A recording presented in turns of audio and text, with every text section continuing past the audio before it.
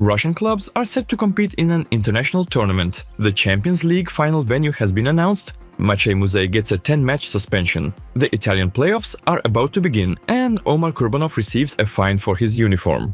All this and more in today's volleyball update. You know the deal, leave a like and subscribe, and I'll keep bringing you the latest volleyball news.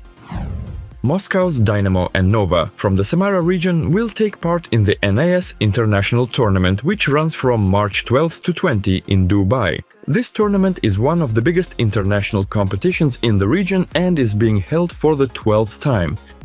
Alongside the Russian teams, other squads vying for the big cash prize include Toulouse from France, Sada Cruzeiro from Brazil, and clubs from Italy and Egypt. The final lineup of participants hasn't been fully confirmed yet. Last year, the tournament was won by Modena from Italy.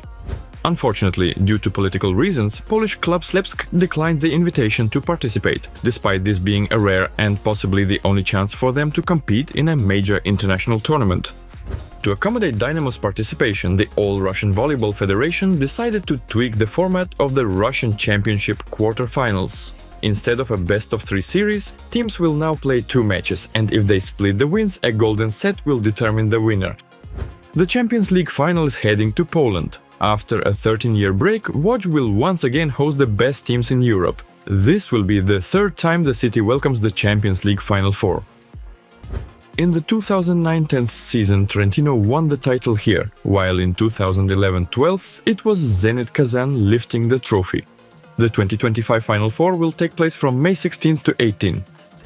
Japan's league disciplinary committee has come down hard on Maciej Muzaj after he made racist remarks during a match against league leaders Bluteon.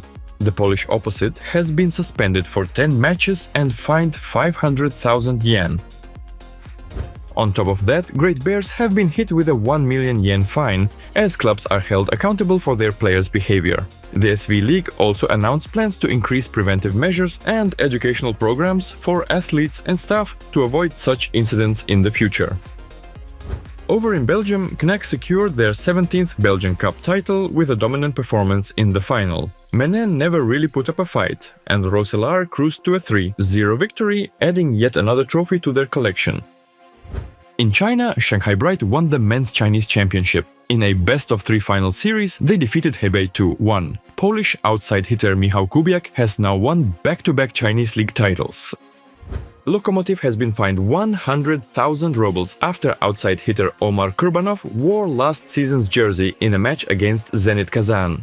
The uniform had a different design, including variations in the number and name color. The Russian Volleyball Federation ruled in favor of a fine, and according to Plamen Konstantinov, Kurbanov himself will cover part of the amount. However, Lokomotiv found a clever way to turn the situation around by holding a giveaway for the forbidden jersey. A pretty smart move by the club.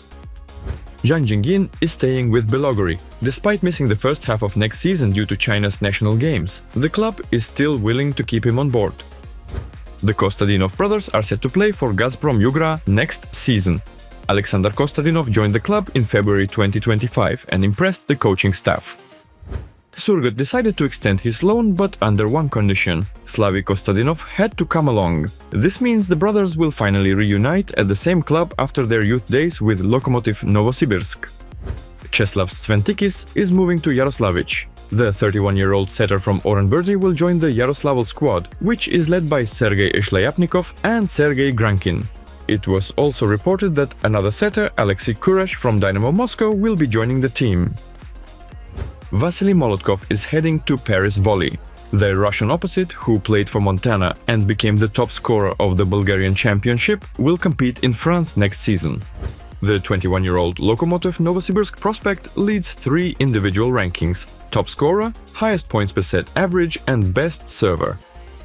Paris Volley, he'll be replacing Nik Mujanovic, currently the highest scoring player in the French league. Molotkov is expected to sign with the club soon, which is coached by Nikola Matiasevich. Matías Sanchez and Quentin Giuffrida are set to continue their careers with Montpellier. The Argentinian setter and French middle blocker will both play in France next season. They are currently part of Polish club Ślepsk. Yuga Tarumi is staying in Italy. He will continue playing for Cisterna. The Japanese outside hitter will remain with the club for another season.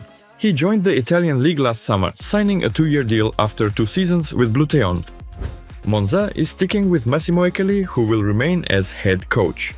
Echeli has been with the Italian club since 2020, leading them to a CV Cup title, finals in the Italian Cup and League, and securing their Superlega spot in a dramatic season-ending tiebreaker. The team will see a setter change. Brazilian Cachopa is heading to Milan, while Jan Zimmerman is expected to return to Monza after playing for Taranto this season. Meanwhile, Osmani Juantorena is leaving Monza. The club officially announced the mutual termination of his contract. The 39-year-old outside hitter will step away from the game for medical treatment. And it's unclear if he'll return to the court next season. What do you think? Will Juantorena make a comeback? Lukasz Usowicz will play for Perugia until the end of the season. The 27-year-old Polish middle blocker is replacing the injured Roberto Russo. He's already made his debut in the quarterfinals of the playoffs. Dragan Travica could end up at Piacenza. The 38-year-old setter from Olympiacos might become Paolo Porro's backup in the Italian club next season. Tim Held is joining Trentino. The 26-year-old Italian outside hitter will take over as the backup for Alessandro Micheletto and Daniele Lavia, replacing Giulio Magalini, who is expected to sign with Grottazzolina. After securing their Superlega spot, Grottazzolina is already making moves in the transfer market. Their top priority is keeping libero Andrea Marchisio.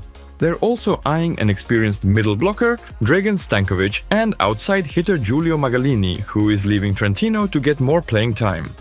Canadian middle blocker Danny Demyanenko has announced that he has obtained French citizenship. This move will make it easier for him to travel within the European Union. Tomohiro Ogawa may continue his career in Poland. The Japanese national team libero could join Stal and play in the Plus Liga next season. However, his transfer to the Polish league depends on whether Stal manages to stay in the Plus Liga. The team is currently fighting for survival and is at risk of relegation. The regular season in Russia has come to an end, and now it's time to sum up the results. Belogorie needed 2 wins to hold on to second place. Despite a tough away match against Yenisei, where they secured victory only in the 5th set, they had no problems in their second match against Kuzbas, who were not at full strength. Crucial victories were also achieved by ASK first, they overcame Orenburgi, and then they secured an away win against Fakel. This small winning streak allowed them to climb to 12th place, which gives them a chance to participate in the Russian Championship playoffs. Despite a confident win, Zenit could not break into the top 4, as Lokomotiv and Dynamo also secured all their points in the final round. So, after 28 matches, the final standings of the regular season are as follows. The top 4 teams advance directly to the quarterfinals, while the next 8 teams will compete in an additional playoff round in a 2-match series, with a potential golden set. The first matches will be played on March 11th, with the return legs on March 15th. Kuzbas will face Yenisei, Gazprom Yugra will take on Dynamo Elo, Fakel will play against Dynamo Ural, and ASK will meet Zenit. Who do you think will make it to the quarterfinals? The quarterfinal stage of the Italian playoffs has begun. The top 8 teams from the regular season have started their battle for the Scudetto, and the first round was intense. Perugia had to fight hard against Modena, despite pre-match predictions favoring them. The visitors won the first set and put up a fierce fight in the second. However, the reigning Italian champions showed their leadership and experience to secure a 3-1 home victory. The first set was particularly surprising. Perugia tried to make a comeback from 18-24, but fell just 1 point short of tying the score. Meanwhile, Milan found themselves in a similar situation but managed to force a deuce. However, they still lost the first set to Lube Civitanova 27-29. Nevertheless, that didn't stop them from taking the first match of the quarterfinal series 3-2. It was a fantastic match. I highly recommend watching it. I expected a thrilling battle between Verona and Piacenza, and the first 2 sets were evenly contested. However, there was one, or rather 2, key issues. Due to muscle injuries, both Rok Mozich and Numeri Kita missed the match. Without their 2 biggest stars, it was difficult for Verona to compete. Keita did enter the game midway through the 4th set, but he may have been more of a decoy than an active contributor. Despite Konstantin Abev's solid play and a strong performance from Jordan Ewert, Piacenza used their serves to overpower Verona, winning 3-1 on the road. On the other hand, Trentino decided that the playoffs are no place for suspense and easily dismantled Cisterna in 3 sets, moving one step closer to the semifinals. The second leg matches will take place this Sunday. Poland's Plus Liga is also rapidly approaching the playoff stage. Last week, the 28th round of the regular season concluded, so let's quickly discuss the results. As the playoffs get closer, match results are becoming more predictable. I was just starting to get used to the unpredictable battles we saw earlier this season. Resovia secured their 13th consecutive win, but this number turned out to be truly unlucky for their opponent, Slepsk, who lost 1-3. The club from Suwałki had already withdrawn from international tournaments, and with this loss, they were officially eliminated from Plus Liga playoff contention. Not the best week for them. One of the most unexpected results came in the Aluron vs. Benzin match. The home team wasn't prepared for such a tough battle and dropped points against the league's bottom team. They did have a chance to turn things around in the 4th set, earning a set point while trailing 21-24, but they only managed to secure victory in the tie-break. Here are the results of all Polish championship matches. After their disappointing game against Benzin, Aluron drops to 3rd place in the standings. Norwid is now guaranteed a playoff spot. But what really interests me is the fight for 13th place. Despite a 5-point gap, if Barkom beats Benzin, they will have a final round showdown with Stal, which will determine who stays in the Plus Liga. In Japan, the highlight of the weekend was a 2-match series between Sanbirds and Bluteon. But on top of head coach Laurent Tilly being absent from the matches, Tomasz Jejszke also suffered an injury in training. Although the American outside hitter was on the court for the first match, he didn't play a single rally. As a result, there wasn't much competition in these games. Sanbirds dominated the first match. In the second game, Bluteon's coaching staff tried to shield Miguel Lopez from Dmitry Muserski to improve the Cubans' attacking efficiency. But even that only allowed the visitors to win 1 set, 2 straight victories for the reigning champions. This gave Wolfdogs a great opportunity to close the gap at the top. Their first match was straightforward, but their second match against Vorias was much tougher. Although Vorias has been at the bottom of the standings for a while and is out of the playoff race, they have been playing some solid volleyball recently. They even forced a 5th set against Wolfdogs, though they ultimately lost. The battle for 4th place has been intense. Stings played Great Bears without Mia Ura, while Great Bears were missing Muzaj due to suspension.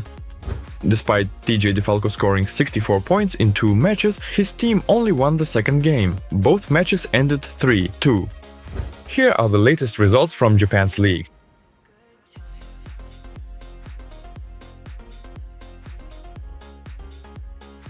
The race for first place has tightened, while Tanders and Blazers are still fighting for 6th place. Only 3 matches took place in the regular season. Seisi, after learning from their mistakes in the second set, took control in the 4th and secured an away win against Guarulhos, keeping them out of the playoff zone. Praia unexpectedly lost at home to Suzano, snapping their 4-match winning streak. That match also ended 3-1. Sada Cruzeiro could have joined the trend of 3 one-away victories, but they had no intention of messing around with Neurologia and took care of business in straight sets. With this win, Suzano climbed to 6th place, practically securing a playoff spot. Meanwhile, Neurologia still has 3 more chances to get at least 1 win this season. The Turkish league gave us a series of surprising results. Let's start with Alanya, who managed to take down the league leaders Ziraat at home. Despite getting crushed in the second set, the visitors had little else to celebrate in this match. Fenerbahce came close to disaster, but managed to pull off a tie-break win on the road against Altekma, despite blowing a 2-set lead. But the biggest shock of round 25 was Halkbank losing 1-3 at home to Arkaspor. Not even 8 aces from Leal could outshine the 28 points from 40-year-old Georg Grozer. The results of the penultimate round of the FLR League are now on your screen. If Akaspor beats Akus and Fenerbahce, they'll secure a playoff spot, regardless of other results. Who do you think will be the odd team out? Thanks for watching another volleyball news update. I really hope you enjoyed it, and if you haven't already, make sure to subscribe and leave a like. As always, I do my best to bring you the latest and most important volleyball news as fast as possible. This is Nick signing off. Love what you do and you'll definitely succeed. See you soon. Bye.